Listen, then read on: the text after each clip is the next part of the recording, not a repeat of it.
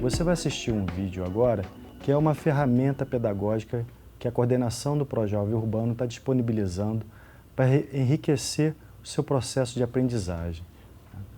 Nós vamos tratar do turismo em função do potencial turístico que o Brasil tem e ele está inserido no circuito internacional de turismo.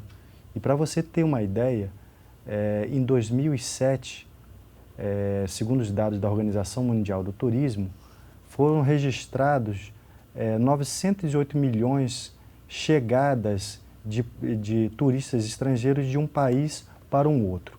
Em 2005, esses dados eram de 805 milhões, lá no começo do Projovem. Então já houve um avanço significativo nesses 2 anos. No Brasil, em 2007, para você ter uma ideia, nós registramos 5 milhões de chegada de estrangeiro em nosso país.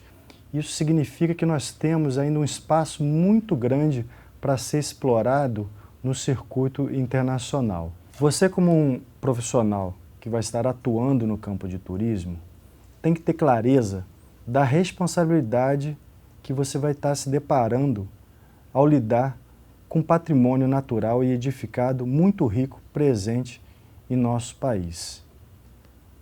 Você, na verdade, vai estar atuando não só como um profissional, mas, antes de mais nada, como um cidadão. E como um cidadão, você tem que ter clareza dos seus deveres e dos seus direitos, ok? Vocês vão ter oportunidade de lidar, ao longo da sua formação no Projovem Urbano, com questões ligadas à cidadania.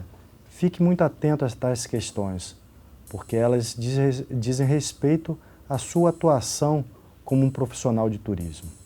Eu vou falar um pouquinho agora mais sobre o vídeo em si. Tá?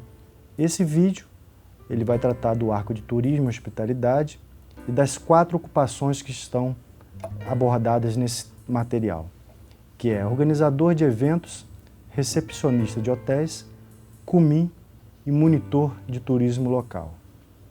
Essas 4 ocupações são significativas para um profissional que vai atuar em turismo e você deve estar muito atento às peculiaridades que vocês vão estar se deparando ao tratar de um país de uma riqueza e uma diversidade muito rica no âmbito de turismo e no âmbito cultural.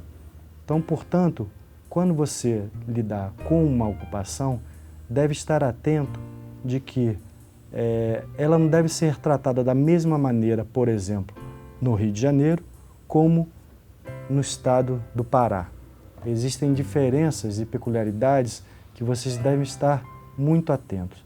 Então, eu sugiro vocês prestarem bastante atenção ao vídeo e, em seguida, nós faremos novos comentários. Bom vídeo para vocês. Quando se fala em turismo no Brasil, são muitas as opções. Não dá para sair por aí escolhendo só uma referência.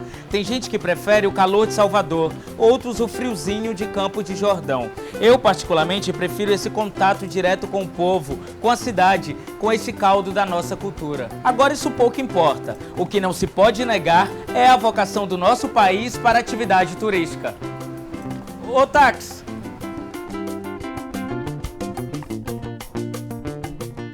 Nos últimos anos, o Brasil tem recebido mais de 5 milhões de turistas. Vem gente de tudo que é lugar, Argentina, Estados Unidos, Portugal, Itália, gente à beça, né? E com essa fama toda, as cidades brasileiras precisam estar preparadas para receber esses turistas. Olha, o turismo ele é uma das atividades econômicas da humanidade com uma maior dimensão cultural vinculada à paz entre os homens, né? As nações se encontram de várias formas, né? Em forma de dominação, de guerra, de escravatura, enfim, né? De invasões. E o turismo é uma dimensão, talvez, a mais civilizada, né? Do encontro de povos, quando as pessoas se visitam, digamos, amorosamente, civilizadamente, né? Ela é muito antiga, é uma das atividades mais antigas no mundo, conviveu com outras formas de encontros conflitantes, né? Mas se afirmou no mundo moderno como uma atividade econômica importantíssima. Desde a primeira excursão do Thomas Cook, que organizou um grupo na Inglaterra para fazer uma viagem, até hoje nós temos aí de cada 10 empregos no mundo, 3 são ligados à cadeia produtiva do turismo. Nós consideramos a etapa que nós estamos no turismo da Bahia como o que nós estamos denominando de terceiro salto, o salto da inovação, da qualidade e da integração econômica. O primeiro salto foi da década de 30 à década de 70, quando se formou, digamos, a imagem, a construção da imagem da Bahia. A imagem mágica, a magia do nosso povo, da nossa culinária, os mistérios da nossa cidade de Salvador, essa marca da cultura africana muito forte, né? E que encontrou expressões literárias e musicais poderosas, né? Eu digo, a Bahia é um produto litero-musical de Jorge Amado e Caymmi, né? Claro que se agregaram muitos outros nessa mesma linha, né? Desde sociólogos como Pierre Verger, até os seus geógrafos como Milton Santos, enfim, houve uma agregação cultural que formou essa imagem da Bahia. A partir de 70, o turismo passou a ter uma estrutura mais, digamos, planejada, mais profissional. O primeiro planejamento turístico da Bahia veio de uma figura do nosso lado, digamos, da esquerda, que foi Rômulo Almeida, o grande pensador do polo petroquímico, foi também o primeiro formulador do primeiro plano turístico para o recôncavo, né? Saindo um pouco de Salvador. E a partir dessa época, então, a Bahia passou a ter um planejamento, uma forte atividade promocional e a implantação de estruturas importantes, né? Um esforço racional e planejado de atração de investimentos hoteleiros, isso foi consolidado, a construção e a implantação de vias de acesso importantes para os nossos polos, finalmente até o zoneamento exigido pelo Prodetur, que é um programa do BID que nos obrigou a fazer um zoneamento, às vezes ficou um pouco artificial, porque nós tivemos que demos uns nomes parecidos com os nomes que tem na Europa. Costa dos Coqueiros, Costa das Baleias, Costa do Dendê, mas isso tem uma função importante hoje ainda, que é o do zoneamento, que possibilita um melhor planejamento. Essas duas etapas, esses dois grandes saltos, deixaram, no entanto, alguns buracos econômicos e sociais que eu penso que estão principalmente, o primeiro e mais importante, mais difícil de solucionar, foi a implantação de enclaves hoteleiros, né, sem o acompanhamento do desenvolvimento econômico do entorno dessas regiões onde se implantaram os enclaves hoteleiros. Eu cito sempre como o mais escandaloso e mais, digamos assim, mais visível de Porto Seguro, que tem mais leitos do que Salvador, tem 40 mil leitos, né? E não produz uma laranja, uma banana, nada daquilo que o parque hoteleiro consome. Nessa terceira etapa, o primeiro grande eixo desse terceiro salto, nós entendemos que deva ser o eixo da integração econômica, né? Da articulação do turismo, dos principais elementos do turismo, dos seus parques hoteleiros, com as estruturas produtivas no entorno de cada região, para que gerem os empregos e criem um ambiente, criem um ambiente propício à visita, né? Porque o hotel ele não é capaz de responder pelos empregos que são necessários quando você implanta, que você muda um pouco a cultura inevitavelmente. Quando você coloca dezenas de pousadas ou de hotéis em Morro de São Paulo, afasta os pescadores que moravam ali para uma favela atrás, né? Você cria um choque de cultura que, se não tiver um cuidado econômico e um desenvolvimento do entorno, o turismo pode até ter resultados negativos. O turismo nem sempre não é um santo milagreiro que resolve tudo e que é sempre bom. Não, ele pode até ter aspectos negativos, como já tem, né? É evidente que o pescador ele jamais vai tentar se integrar a essa economia por um caminho que não seja de vender seu peixe, né? Mesmo que tenha essa dificuldade. Mas o seu filho passa a conviver com uma cultura, com desejos, com estímulos, né? E precisa se inserir nesse mundo. Se ele não tem qualificação, e esse é o nosso segundo eixo, o segundo eixo do nosso terceiro salto, a questão da qualidade, da qualificação, os governos passados investiam em qualificação profissional nesta área menos de R$500 mil por ano. Nós estamos investindo nesse biênio 12 milhões de reais, ainda é pouco, né? Porque o primeiro passo para a integração social e econômica é a qualificação, né? Porque senão os hotéis são obrigados a trazer garçom de fora, a trazer recepcionista, gerente, executivo, né? Deixa apenas para os locais as funções mais primárias e as funções menores, que são importantes, de limpeza, etc., porém não são as mais rentáveis, né? Primeira parada, hotel. Afinal, quem tá chegando tem que dar uma descansadinha antes de sair por aí. Vocês sabem, né? Altas horas dentro de um ônibus deixa a gente cansado.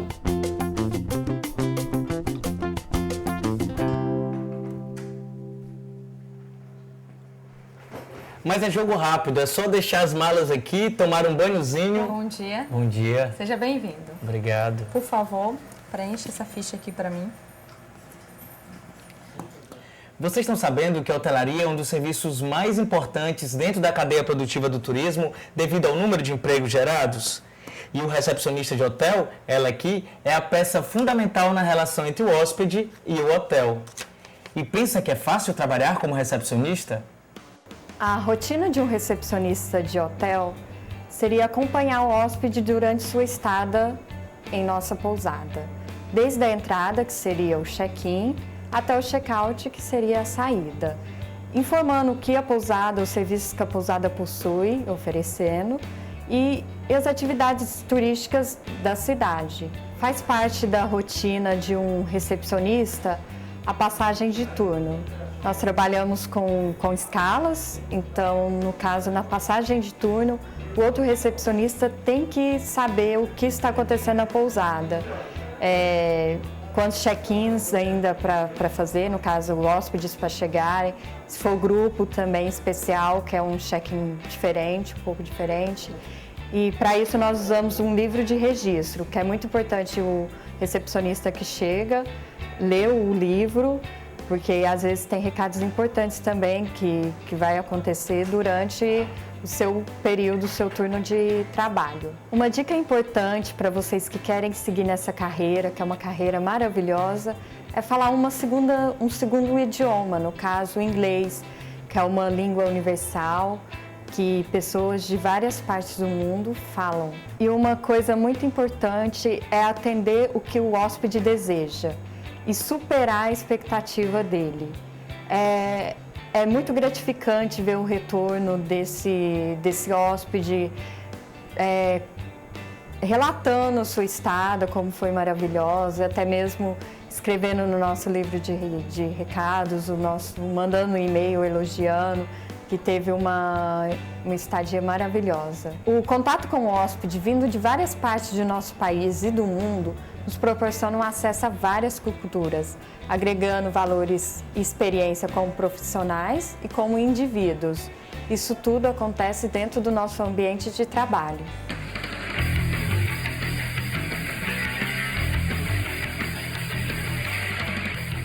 Pois é, nem todo hóspede é tranquilo. Jogo de cintura é extremamente necessário nesse campo. E você, o que faria numa dessas situações? Vejamos a nossa primeira situação. Um hóspede está de férias nesse ótimo hotel. Por um descuido, acaba acordando mais tarde no final de semana.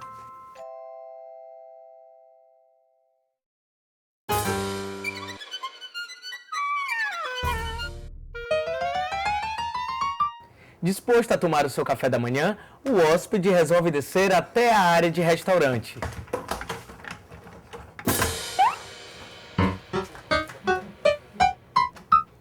mas o hotel tem como norma interna de só servir o café até às 10h30. Esta norma é apresentada aos clientes no check-in e encontra-se disponível, impressa no folheto do hotel, colocado em cada apartamento.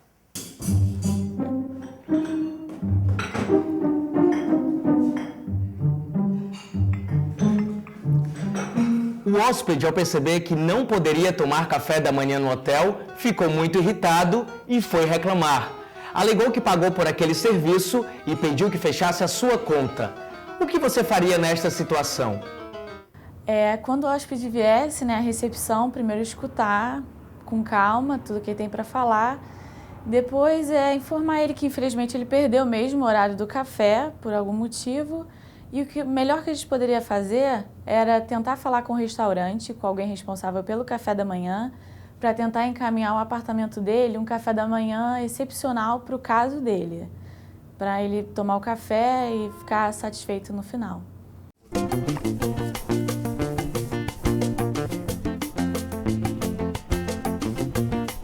Quem viaja não tem que só ficar no hotel, né? Tem que sair por aí para poder conhecer melhor a cidade visitada.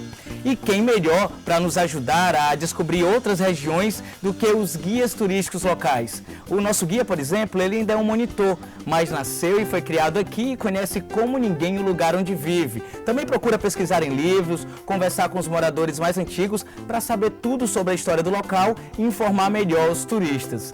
E falando dele, deixa eu chegar pertinho deles lá e acompanhar, porque eu também quero ficar sabendo de tudo.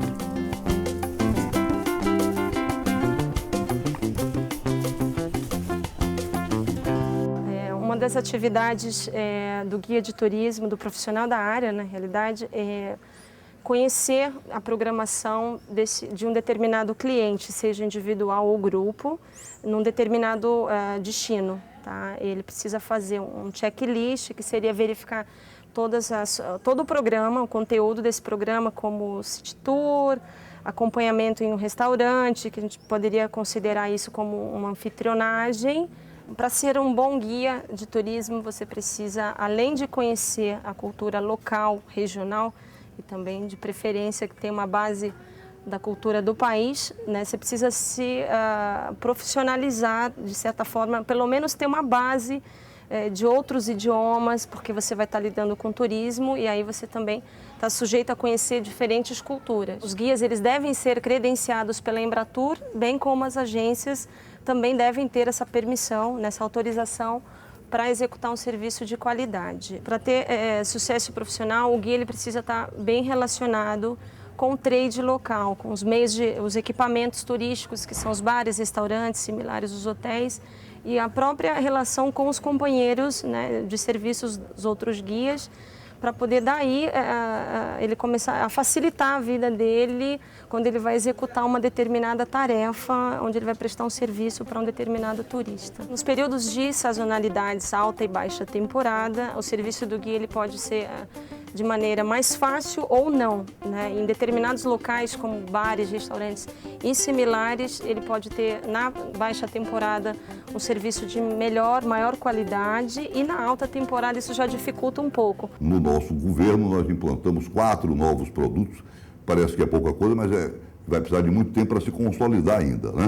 Nós temos o Espicha Verão, para que o verão não terminasse com o carnaval, que é outro dos problemas que nós herdamos, que atende a um dos problemas que nós herdamos, que é o da sazonalidade, que é um problema grave no turismo, porque você tem uma ocupação de 70%, 80%, 90% em dezembro, janeiro e fevereiro.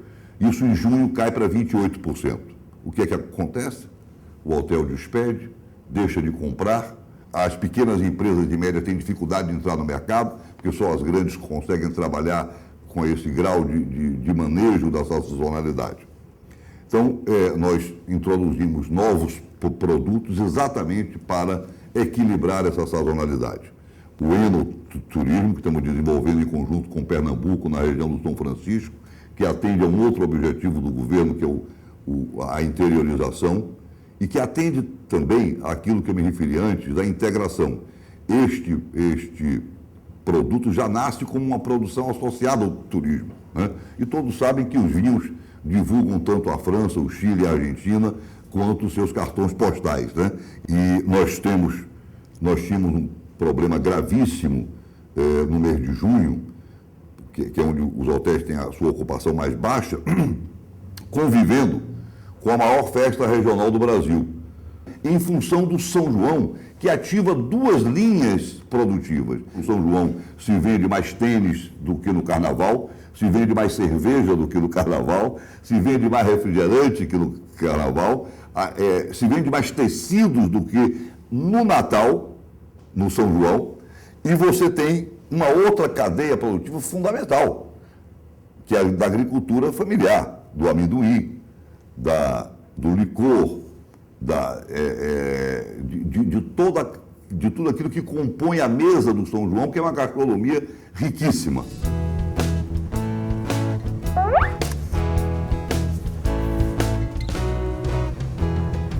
Opa! Oi? Bem? Tudo bom. É você que está apresentando o programa de turismo, né? Sim, sou eu, sim. Então tem uma perguntinha para você, já que você é o apresentador. Por acaso você sabe o que é sightseeing? O que é site o quê? Sabia! Eu sei muito mais do que você. Olha, eu faço turismo cultural, turismo rural, turismo de esportes radicais. Eu é que deveria ser o apresentador desse programa? Tá vendo, pessoal?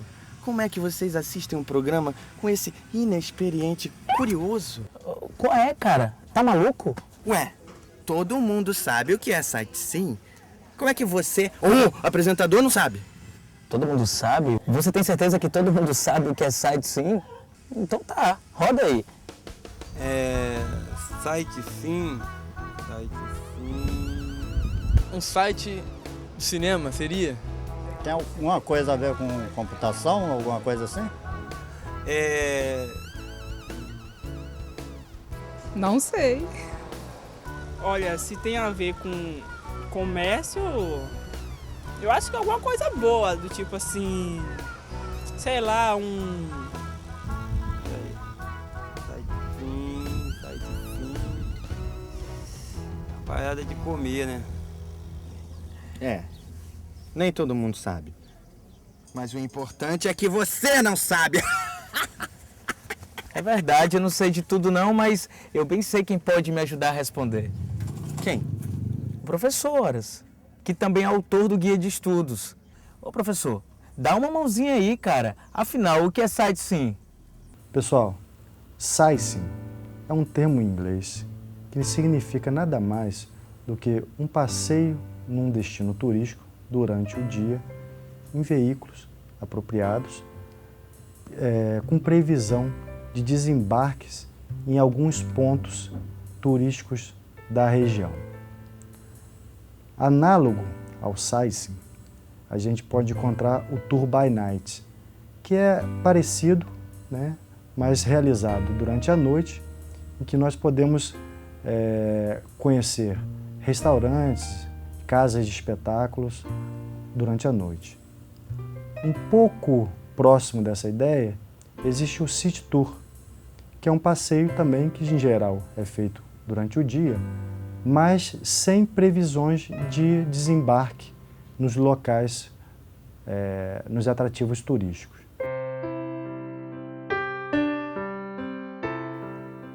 Vatapá, tutuzinho mineiro, churrasco gaúcho, peixe assado na brasa.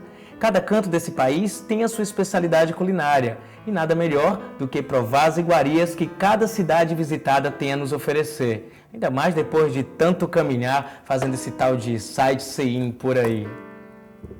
A função do comer no restaurante é trabalhar, ajudar o garçom e é o maître, quando tem maître, né? Fazer o quê? Começar pelo covel, leva o covel na mesa, tirar a louça suja das mesas, tirar tudo que está sujo, trocar por outros limpos, arrumar a mesa novamente com o material que é para ser usado para o próximo cliente. Depois é só aguardar o final do atendimento, agradecer também ao cliente e saber que fez a parte dele como cominho, sabendo que amanhã ou depois ele vai ser um garçom e quer fazer melhor do que o garçom ou igual. Para você que está começando agora, quer ser garçom um dia, faça o que eu fiz. Tem muita dedicação, tem muita vontade de vencer, lute.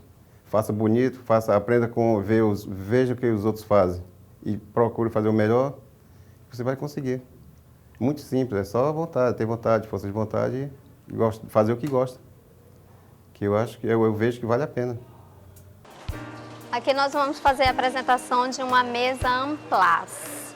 Nós temos o prato de mesa, os talheres, composto por talheres de mesa, talheres de peixe, colher de sopa, prato de pão, talher de pão e os e os talheres de sobremesa. São as taças de bebidas. Temos a taça base, que é essa maior, que é uma taça para água. Temos a menor, que é uma taça para vinho tinto. Essa menorzinha aqui é para vinho branco. E a taça para espumante, conhecida como taça para champanhe. Prestou atenção na rotina do garçom e do comi? Viu só quantos utensílios eles utilizam durante o seu dia a dia? É coisa beça. Quando estamos visitando uma cidade, é importante saber o que vai acontecer de interessante durante a nossa estadia. E eu, que não sou bobo nem nada, eu já saí por aí, perguntando lá na recepção, para o guia turístico e para o garçom lá do restaurante, qual vai ser a boa da noite de hoje. A minha vida profissional começou pelo teatro. E quem trabalha em teatro sabe que muito cedo a gente precisa entender de produção, divulgação, e esse trabalho acaba sendo contínuo, né? Uma coisa vai levando a outra. Como gestão pública, eu atuei numa Secretaria de Estado da Cultura, isso em São Paulo. E fiz um trabalho grande, um trabalho regional, justamente fortalecendo a relação cultura com a produção. Como que o município pode desenvolver as suas atividades. Então, cada município acabou tendo um formato de gestão e desenvolvendo também a área de eventos, né? Quem trabalha em formação cultural sempre está também trabalhando lado a lado com eventos. Nós sempre sabemos que é preciso manifestar, é preciso estar passando isso para as pessoas e de uma forma organizada. Com a experiência que eu já tinha, eu fui convidada para atuar numa OCIP chamada Casa Azul, que é a realizadora da Festa Internacional de Paraty, a Festa Literária Internacional de Paraty, a FLIP. Esse grande evento ele acontece desde 2003 e aqui na cidade ele vem num crescente, não só no município de Paraty, regionalmente, Brasil, e hoje a FLIP é conhecida internacionalmente, ela é muito forte. E esse evento, que começou de uma forma pequena, hoje repercutiu muito na cidade, né, no turismo da cidade. Como que um projeto cultural acaba tendo um impacto positivo, né, na cidade, nas hospedagens, nos restaurantes, no transporte, e como que ele consegue, então, continuar com a sua credibilidade, com seu público fiel, sem que esse projeto caia em declínio. Então isso requer um trabalho conjunto com a comunidade, com o poder público local e com os organizadores. Então, organizadores e um arranjo institucional de Paraty e mais o poder público pensando como parceiros, como que um projeto pode ter sustentabilidade e dar esse retorno tão positivo e sabemos como trabalhar com esse impacto, né? Esse é um grande desafio, é ter um projeto competente acontecendo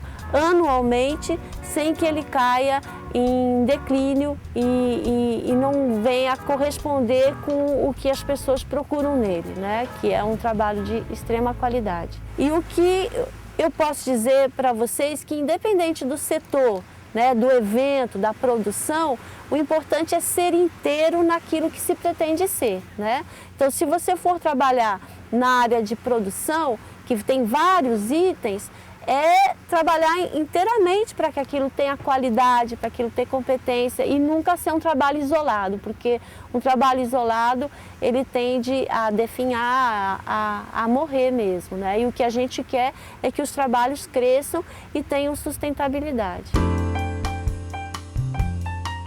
Aqui em Paraty acontece todo ano esta festa internacional, a Flip, um evento literário que participam autores de peso. São brasileiros e também de fora, de vários países. Eles estão aqui para falar sobre os seus livros. Esta festa traz turistas de todo o Brasil e até do exterior. É isso, pessoal. Sempre tem um evento cultural acontecendo por esse Brasil, né? É só procurar. Tem festas típicas, Bumba Meu Boi, feira de artesanato, de cinema, de teatro, de música. É muita coisa, mas isso vai ficar por uma próxima viagem, hein? Porque por enquanto eu vou aproveitar a feira. Até lá. Tchau.